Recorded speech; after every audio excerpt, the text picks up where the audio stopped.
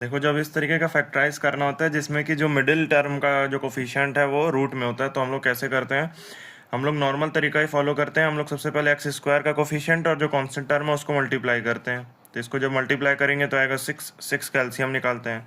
कितना हो जाएगा? 2 3 ज़ा और फिर 3 1 ज़ा। हमारे पास क्या फैक्टर है? देखो, एलसीएम को हम लोग किस तरीके से लिख सकते हैं? ऐसे लिख सकते हैं 2 इंटू 3।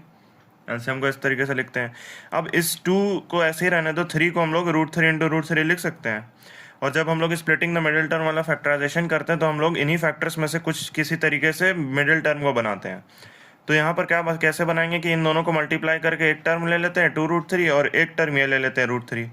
फिर जब इनको हम लोग प्लस करेंगे तो 3√3 आ जाएगा, जो कि हमें यहाँ चाहिए था। तो वहीं अब यहाँ पर हम लोग कर देते हैं, तो ये 2x स्क्वायर ही रहेगा।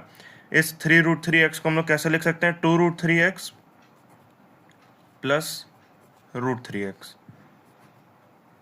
और ये कांस्टेंट टर्म हमारा 3 ऑलरेडी प्रेजेंट था। अब यहाँ से देखो 2 और x कॉमन निकाल लेते हैं, तो 2x जब कॉमन निकालेंगे तो ये हो जाएगा x प्लस √3। और यहाँ पर अब हम लोग को कॉमन निकालने के लिए क्या करेंगे? एक बिग ब्रैकेट लगा लेंगे।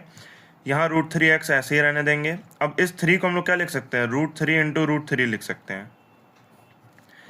यहाँ इसको एज इट इज़ लिख देते हैं 2x x प्लस √3 प्लस ये ब्रैकेट लगा देंगे। अब देखो √3 इस पूरे टर्म में भी है और यहाँ पर 2 √3 हैं, तो एक √3 हम लोग कॉमन निकाल लेते हैं। यहाँ क्या बचा? केवल x बचा। यहाँ से एक √3 गया तो क्या बचा? केवल एक √3 बचा।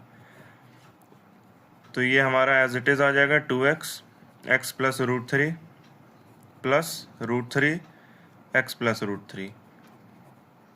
अब ये पूरे x प्लस √3 और x प्लस √3 कॉमन आ जाएगा, तो ये हो जाएगा x प्लस √3 और ये हो जाएगा, यहाँ से बचा 2x और यहाँ से बचा √3। ये हमारा आंसर हो जाएगा।